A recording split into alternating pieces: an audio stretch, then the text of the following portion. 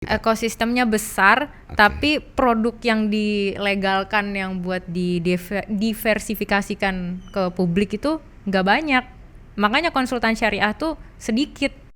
Pembangunan jalan lah, jalan tol juga udah bagus. Tapi yang kurang exposure ya tetap syariah ya. Syariah itu nggak terlalu berkembang sangat pesat sekali karena ekosistemnya nggak ada percontohannya. Ada kesalahan dari edukasi karena edukasi kita itu lebih yang kayak ke mahrojul huruf, apa ini hukumnya apa. Nah, harusnya fokusnya waktu dari TK kita nggak fokus itu. Tapi yang saya tangkap itu mungkin concern dari Mas Gibran itu lebih ke green fund. SGI ini sebenarnya lebih ke yang bagaimana kita itu berkontribusi ke syariah manner, ethical manner. Karena sebenarnya SGIE ini menjauhkan kita dari riba benchmarking tadi.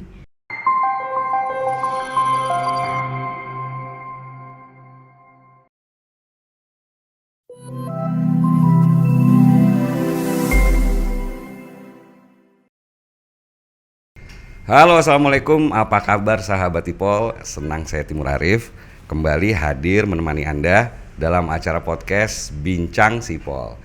Bicara berbagi info dan cerita yang sip dan pol hanya di ipol.id. Nah sahabat Ipol, saat ini kita sudah kedatangan tamu istimewa. Beliau merupakan Syariah Finance Advisor sekaligus penggiat ethical funds.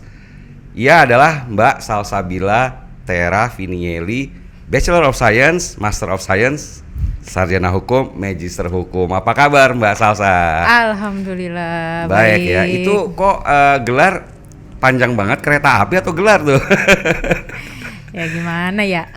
Tapi emang semangat ya meraih gelar itu ya? Kayaknya ya, belajarnya tuh semangat ya? Ada yang semangat, ada yang di-endorse. Oh, iya. Ceritain dong, itu ada 4 gelar itu apa aja sih Kak? Iya, kalau Bachelor of Science itu lebih ke Islamic Finance. Master of Science adalah Islamic Banking and Finance. Kalau yang sarjana hukum itu di Soreang saya ngelakuin syariah finance, syariah Bandung? hukum, ya Bandung. Oh, Teteh Bandung nih ceritanya. Dapat beasiswanya di situ. Oh, siap. Sama magister hukum itu juga di IBLAM. Iblam Bandung ya? IBLAM enggak di Jakarta. Oh, di Jakarta. Oke. Itu kalau menurut Mbak Salsa, ekonomi syariah dengan hukum tuh ada kaitannya nggak sih? Oh jelas. Karena ekonomi nggak ada hukumnya nggak bisa berjalan. Nggak bisa berjalan. Jadi itu memang dua bidang akademik tadi diambil memang menurut Mbak Salsa itu sesuai dengan apa panggilan hati nurani dan memang berhubungan juga ya, gitu ya. Berhubungan. Terus kalau dari awal juga tentang ekonomi syariah ke hukum syariah itu kayak balik lagi ke ilmu hadis lah, ibaratnya balik lagi ke akar gitu. Kakak, mantep juga ya. Tapi ini support sistemnya Mbak Salsa sampai bisa meraih 4 gelar ini kayak gimana sih? Orang tua kah, pacar kah, atau siapa nih? Ya belajar. Ini masih single atau udah bersuami nih? Coba tahu sahabat Ipol. Single nih. Masih single ya sahabat Ipol, langsung ya serbu nih ya IG-nya Mbak Salsa. Dia di mana Mbak IG-nya? SALSA FINIELI Salsa Vinieli. Ini jangan salahin Ipol ya, nanti ya tiba-tiba followersnya jutaan ya. Amin. Amin. Siapa tahu dapet jodoh di situ ya. Amin deh, segera deh. Oke. Tadi balik lagi nih, support system seperti apa sih Mbak Salsabila bisa sampai seperti sekarang ini, dalam posisi sekarang ini? Penting nggak sih support systemnya Mbak Salsa?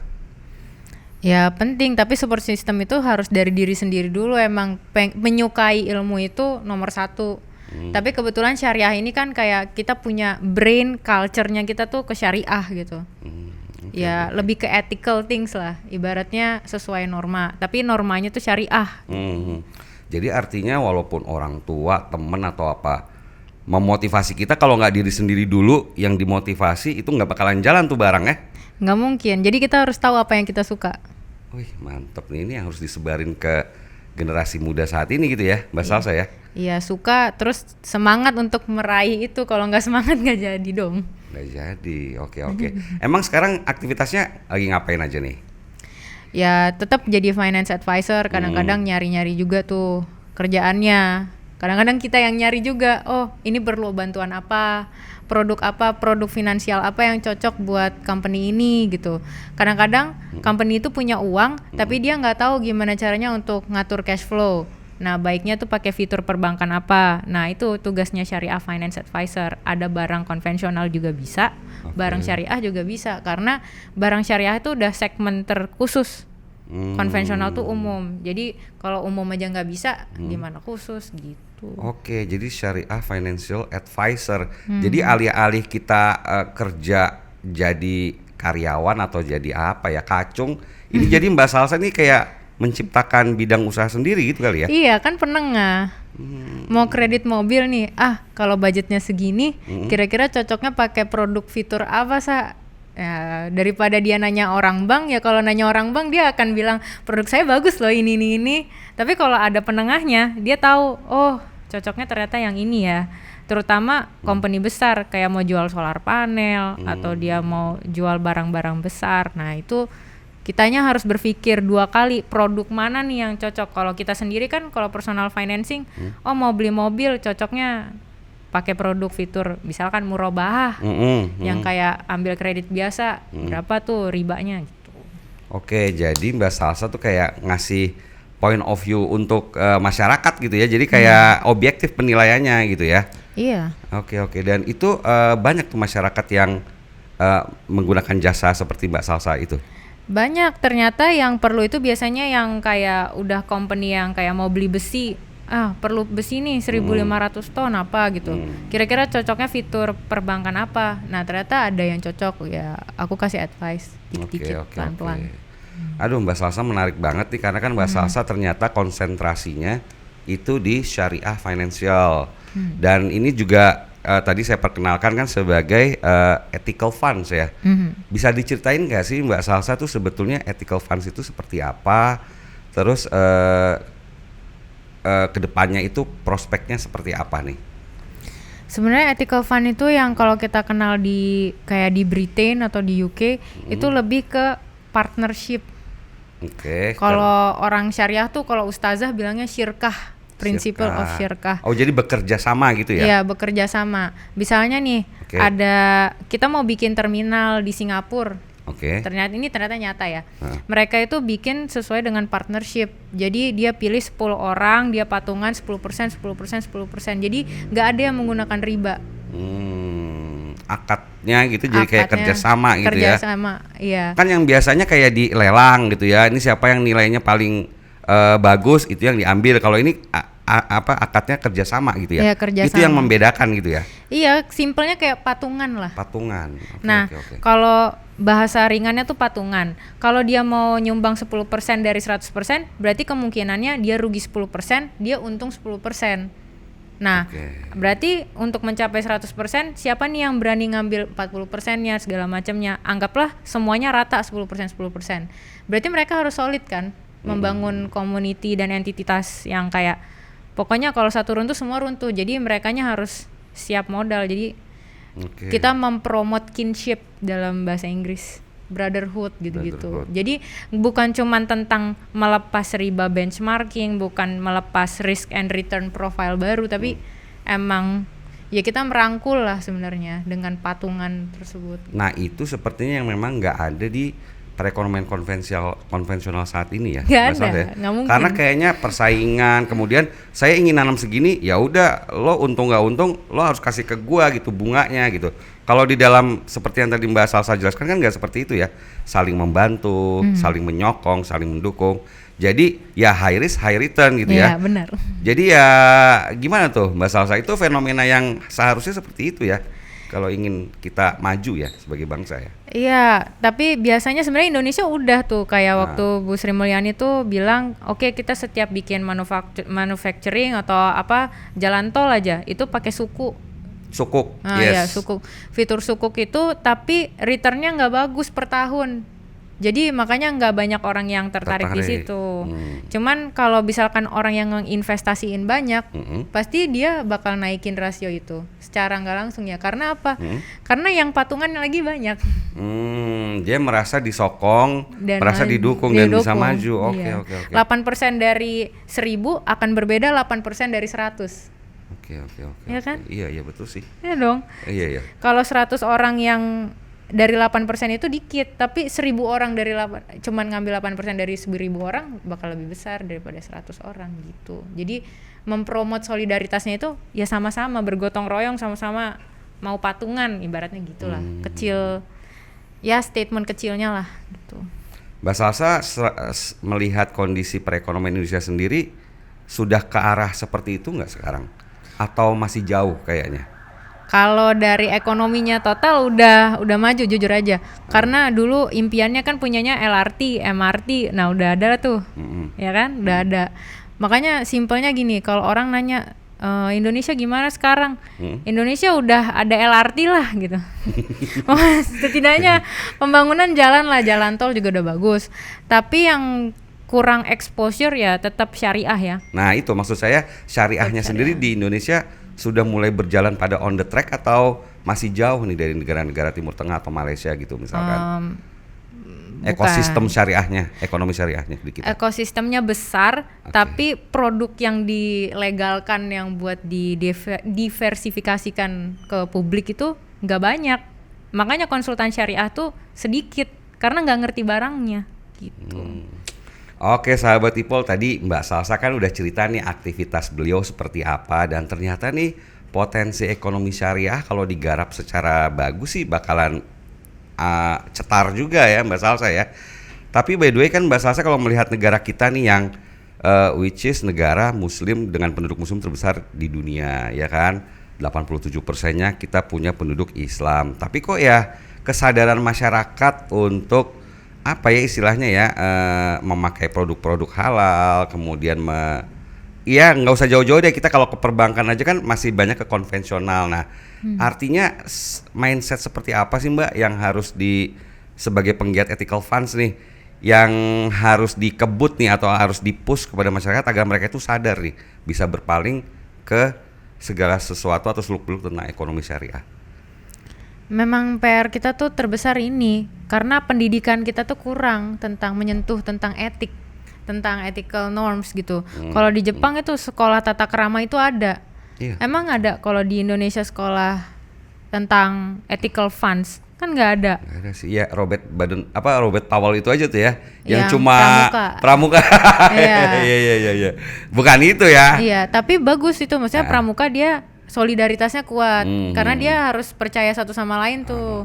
Nah, sama juga syariah tuh kayak gitu awalnya, harus sama-sama berani patungan, risk and return-nya bareng gitu. Nah, tahu nggak nih Mbak Salsa nih, aku kan ada gambar naga nih ya, ya kan? Ini maksudnya saya ingin mengatakan bahwasanya perekonomian Indonesia itu masih dikuasain 9 naga nih katanya. Nah, sayangnya dari 9 naga itu juga mereka juga ternyata nggak concern sekali ya sama ekonomi syariah. Nah, kalau menurut Mbak Salsa, bagaimana nih cara menggiatkan startup, pengusaha-pengusaha, wirausahawan muda tuh agar mereka bisa menanamkan modalnya. Ya, menanamkan modalnya ke hal itu. Nah, itu gimana tuh? Menumbuhkan kesadaran startup itu. Kalau kita tuh sama aja kayak kita jual barang, ada konvensional, ada syariah. Sama juga ada yang etik, ada yang non etik. Tapi balik lagi, seberapa etik itu ya kitanya yang harus menambah value. Makanya kita harus bisa proses hilirisasi itu. Oke, hilirisasi nih kayaknya nih. Ini kemarin ya, cawapres kita ada yang ngomongin masalah hilirisasi ya. Iya, itu setuju nggak sih? Hilirisasi itu adalah menambah added value. Nilai tambah. Iya, nilai tambah. Jadi supaya ethical dari non ethical, ya kita yang nambah value. Added value itu adalah hilirisasi, menambah value dari yang barang mentah jadi barang setengah jadi sampai barang jadi. Sama juga. Jadi kalau misalkan kita fokus ke syariah, nggak ngerti syariah sama sekali, ya udah minimal melakukan hilirisasi lah supaya kita menambah value dari itu. Jadi hilirisasi itu anggaplah langkah awal untuk menetapkan bagaimana dari non etik ke ethical gitu. Jadi kalau bahasa mudanya kayak emak gue nih misalkan jualan keripik gitu ya, dari tetangganya yang cuma digoreng, tapi ketika emak gue nambahin semacam bubuk-bubuk, saus atau packaging, itu sebenarnya udah menerapkan prinsip-prinsip syariah juga ya, ethical funds itu ya. Iya, ethical funds karena hilirisasi itu ya. Kita menambah value, kita mempromot kinship brotherhood. Jadi kita kan nggak mungkin nih, kita mau bikin nachos, kerupuknya itu kita yang goreng, kita beli dulu sama tetangga A, tetangga B jualan sausnya, tapi nggak jualan sausnya full, jualan tomat aja. Terus kita udah ngidupin orang yang tetangga B dong yang jual tomat, yang orang C dia juga udah jual tartar sauce. Jadi bagian dari semua itu kita udah bahu-membahu untuk membangun satu perusahaan, yaitu jualan nachos misalnya gitu, dari sebuah keripik yang kita tambah value-nya. Jadi hilirisasi ini ya menjadi solusi kan? Jadi solusi ya. Iya. Jadi tapi ngomong-ngomong hilirisasi ini ternyata Mbak Salsa ini ya, ipol.id ya, sahabat Ipol semua, ini ternyata juga salah satu sukarelawan dari Paslon 02 juga ya. Mungkin bisa diceritain nggak nih sebetulnya apa nih? Bergabung di mana, program-program kerjanya seperti apa? Sebenarnya lebih tertarik dengan TKN Fanta ya dari awal ya. Karena itu concernnya ya karena BUMN isinya Bang Arif ya kan, kepala komandonya. Terus habis itu di dalamnya ternyata yang ngundang Kami Berdiri, dan itu menurut saya visioner aja. Visionernya apa? Karena gimana orang mau berani jadi menteri tapi tanpa gagasan kan nggak mungkin. Pasti dia akan mencari orang-orang yang punya kualifikasi. Oke, ini orang bisa menyumbang gagasan lah minimal. Bagaimana kita membangun negeri kita sendiri. Banyak kan kemarin yang diundang di Kami Berdiri, dia sekolahnya di Thailand. Iya, kayak sekolahnya di McKinsey di Amerika. Jadi kualitas manusianya bagus ya dan siap jadi menteri ya. Kami Berdiri singkatannya apa, Mbak Salsa? Kami berani jadi menteri. Kami berani jadi menteri. Hebat juga nih ya. Jadi Mbak Salsa juga siap dong ya kalau pengen jadi menteri ya. Buset, amin aja dulu. Amin. Wah, amin aja dulu, ini bisa dikeluarin nih kakak nih. Salah ya. Kabul. Oke. Kabul. Gak apa-apa, kepleset sedikit ya sahabat Ipol ya. Kabul. Tapi kalau dari sisi hilirisasi tadi kita udah bicara. Ini hilirisasi yang dimaksud dengan Mas Gibran ini seperti apa sih di benak Mbak Salsa nih? Atau sesuai bidangnya deh, misalkan finansial atau banking, hilirisasi apa nih yang perlu dilakukan di bidang yang Mbak kuasai ini sekarang? Kalau kemarin yang saya ngerti itu kan hilirisasi itu banyak mengubah added value dan yang lain-lain. Tapi yang saya tangkap itu mungkin concern dari Mas Gibran itu lebih ke green fund, lebih ke green jobs. Dia pernah bilang kan, gimana caranya pemuda ke depan itu banyak melakukan kontribusi jauh untuk ke ekonomi hijau. Dia singgung greenflation, dia singgung itu semua. Karena apa? Karena banyak dari dosa-dosa luar negeri ini yang udah banyak melakukan kayak mereka ya karbon ya. Pajak karbon itu sendiri kan. Tahu-tahu ada orang nih, Salsa, ini ada teman dari Prancis, ngapain? Ngasih pupuk. Kenapa ngasih pupuk? Nah, dia bakar dosanya dia lah dari pajak karbon tersebut. Gitu. Perdagangan karbon, emisi karbon itu ya, carbon capture ya kalau kemarin Mas Gibran bilang ya. Makanya saya melihat kayaknya Mas Gibran ini pengennya kita aware tentang ekonomi ekosistem hijau. Greenflation itu ya. Iya, lebih ke situ. Aduh, ini cari-cari apa nih Mas Timur? Cari-cari kapan Indonesia ini bakalan menerapkan prinsip-prinsip yang tadi Mas Gibran bilang tuh, harusnya bisa lah ya. Udah start ya. Itu. Udah start. Jujur itu udah start, udah ada klien yang orang Singapura udah nyari gitu ya. Mungkin mereka startupnya punya investor udah banyak nih, udah banyak melakukan ya dosa-dosa karbon tersebut. Dia nyari nih gimana ya sumbangsihnya, apa kita kelola apa nih, laut kah di Indonesia kita berdayakan, hutan kah, biasanya mangrove ya yang udah jalan tuh. Jadi artinya sebetulnya pemerintah juga udah jalan sampai saat ini ya. Iya, udah jalan. Udah ada tuh yang namanya perdagangan karbon segala macam tadi tuh ya, udah jalan. Tapi hitungannya belum siap. Kementerian Investasi itu lagi nyusun gimana caranya supaya perhitungannya pas. Oke. Ini menarik ya tentang hilirisasi. Nah, sekarang kalau masalah SGIE, ini SGI atau SGI ya? SGI ya. Itu Indonesia masih ini maksudnya gimana sih? Mbak Salsa nih sebagai pegiat ethical funds nih. Iya, ternyata itu kan berdasarkan Salam Academy ya, itu report dan jurnalnya ya, SGIE. State of the Global Islamic Economy. Ya, SGIE ini sebenarnya lebih ke yang bagaimana kita itu berkontribusi ke syariah manner, ethical manner. Tapi yang jelas itu ada infrastruktur, fashion, pariwisata, sama media. Sama satu lagi aku lupa, pokoknya intinya 5 ini bagaimana kita mengembangkan sektor finansial ya, ekonomi halal. Cuman yang menariknya adalah kenapa kita harus mulai dari infrastruktur dulu? Karena sebenarnya SGIE ini menjauhkan kita dari riba benchmarking tadi. Jadi kalau riba benchmarking itu kayak produk konvensional yang kita syariahin. Tapi kalau SGIE ini total baru. Jadi pakai dinar standar gitu. Jadi infrastrukturnya dulu yang harus diciptakan ya. Diciptakan. Berarti kayak IKN gini juga setuju dong ya? Dari Mbak Salsa ya. Artinya emang harus infrastrukturnya dulu dibangun gitu ya. Ya gimana? Syariah itu nggak terlalu berkembang sangat pesat sekali karena ekosistemnya nggak ada percontohannya, makanya dibikin landmark dulu. Ini saran. Saran ya, usulan Tapi dari Mbak Salsa ya. Ya, tapi kalau nggak mau juga nggak apa-apa gitu. Netizen dipersilahkan ya di kolom komentar, bisa komentarnya ya. Komentar pertanyaan boleh nih. Ada nggak nih netizen nih?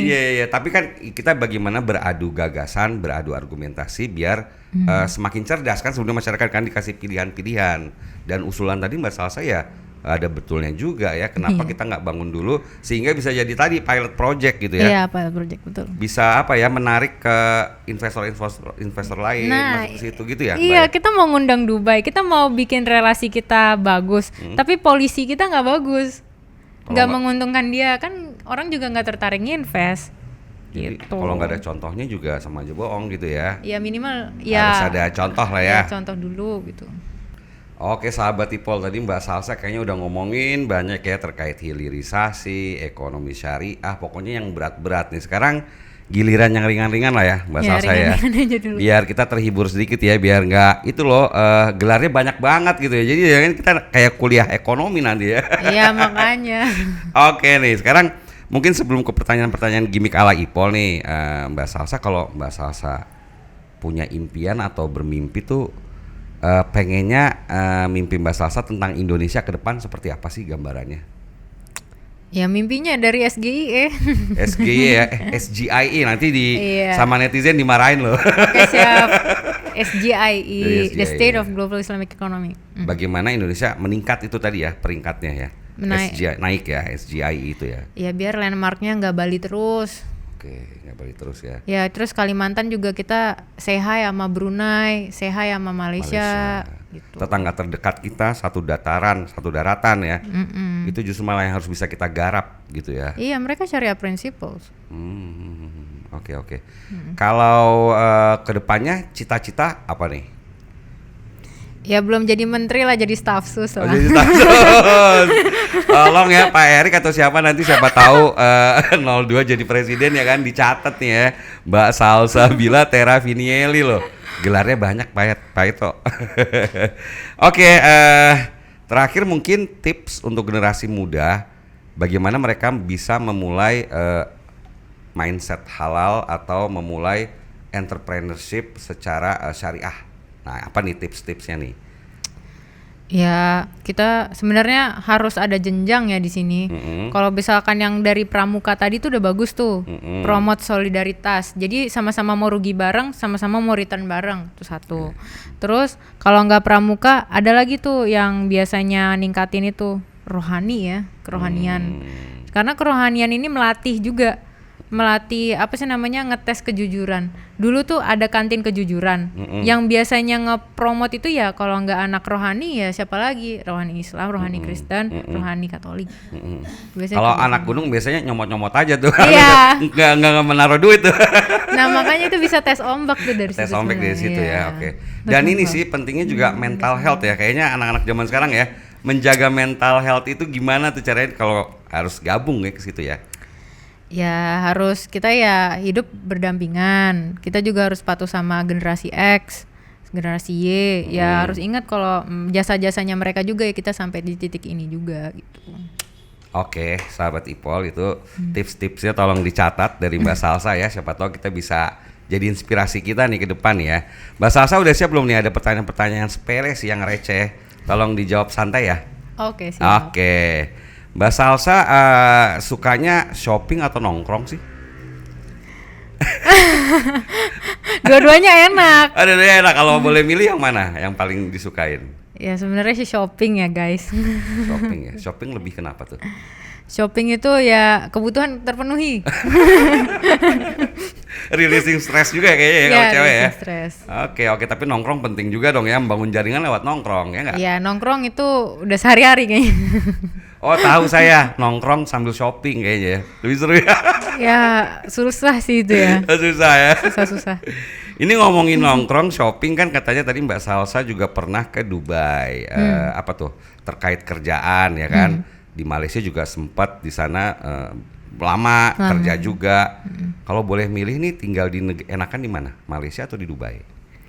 Sebenarnya kalau gaji ya di Dubai ya. Wow, dolar Amerika atau dolar Dubai nih? Enggak, dirham. Oh dirham. Tapi juga dia ngasih USD juga. Cuman masalahnya ya karena kita turis Asia, kita tuh nggak aman di sana. Mereka tuh punya kasta. Padahal itu orang Dubai juga Asia ya, walaupun Timur Tengah sebetulnya ya. Kenapa tuh bisa kayak gitu, menarik tuh?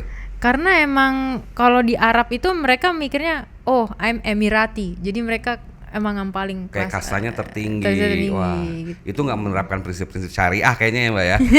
Iya malah nggak syariah ya. Kontradiktif banget ya kayaknya. Kontradiktif banget. Iya, tapi mereka syariahnya adalah mereka nggak memperkerjakan wanita sama sekali. Oke, gitu ya. Tapi memang di balik gemerlapnya Dubai juga katanya banyak banget sisi-sisi gelapnya di sana ya, Mbak ya. Ya karena geopolitik kan.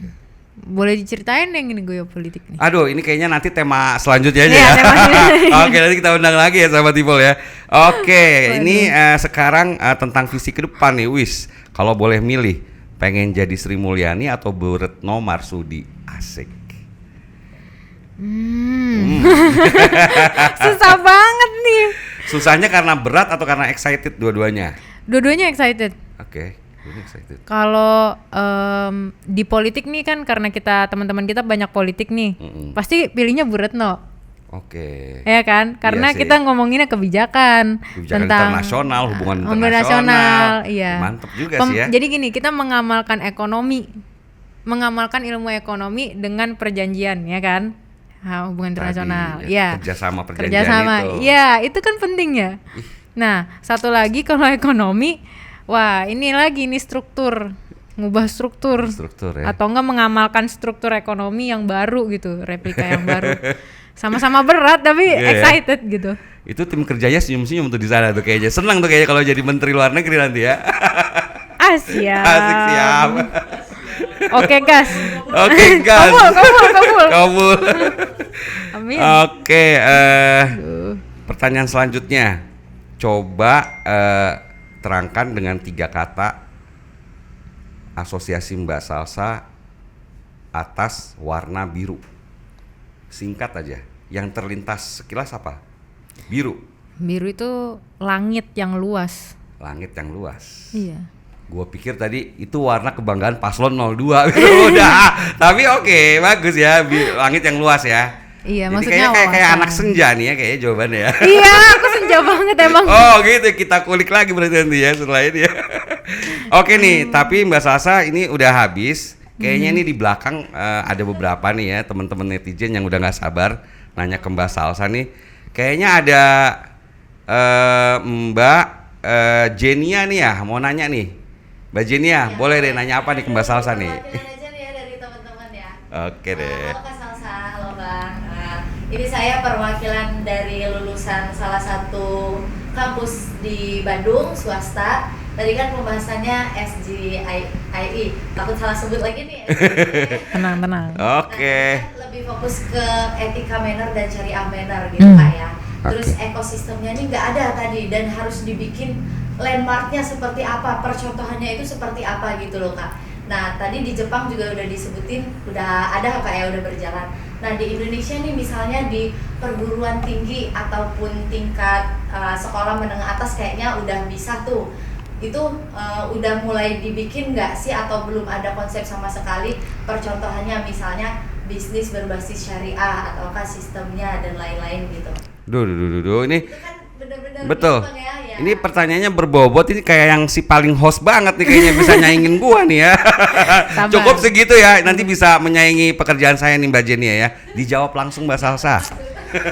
Ya, balik lagi ya. Oke. kita tuh harus tes ombak juga nih, apakah orang ini ethical apa enggak. Mulai tuh dari kantin kejujuran. Pokoknya jualan air mineral apakah itu sesuai enggak sama totalnya 20, apakah profitnya sebanyak sekian. Tapi kalau ternyata enggak, ya susah juga kita mau ngepromot eskul yang berbasis tentang ethical manner. Tapi kan sebetulnya kan ada rohis gitu ya, ada pendidikan, walaupun di sekolah konvensional negeri pun juga ada agama, itu kurang cukup memang ya? Sebenarnya ini silabusnya salah. Oh ya? Iya.